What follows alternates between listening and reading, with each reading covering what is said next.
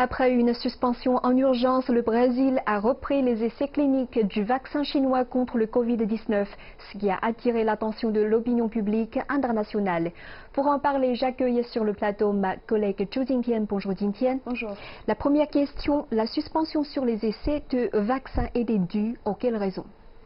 Les autorités sanitaires brésiliennes ont annoncé la reprise des essais de vaccins chinois, affirmant que le décès des participants n'avait rien à voir avec les tests et que la suspension précédente ne devait pas conduire à une disqualification de sa qualité, sa sécurité et son efficacité. Les résultats de la première phase d'essai de la Chine ont montré que le vaccin n'avait pas d'effet secondaire et la deuxième phase a montré que le vaccin protégeait à 90% contre le coronavirus. Les experts estiment que la suspension précédente du Brésil sur les essais de vaccins n'était pas fondée scientifiquement, mais sur des considérations politiques. Et quelles créations ont été provoquées par la suspension sur les vaccins au Brésil? En fait, l'incident concernant le soi-disant effet indésirable grave des vaccins chinois a suscité l'indignation du public brésilien.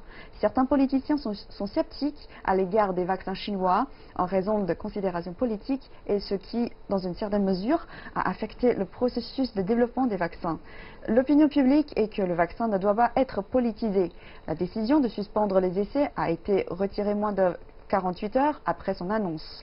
La recherche et le développement des vaccins chinois est à l'avant-garde et a montré un bon profil de sécurité.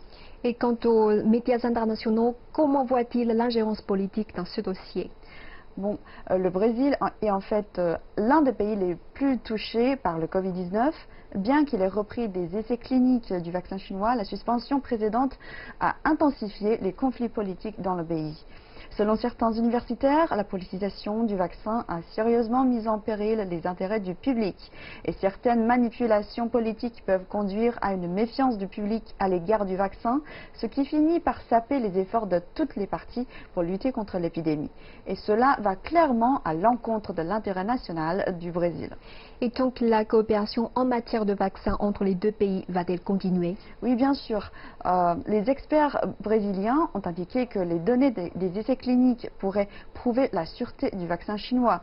La coopération entre la Chine et le Brésil dans ce domaine se déroule bien, ce qui profitera non seulement aux deux pays, mais aidera également le monde entier à surmonter l'épidémie. La partie chinoise a exprimé sa pleine compréhension et son appréciation pour la reprise opportune des études cliniques par le Brésil.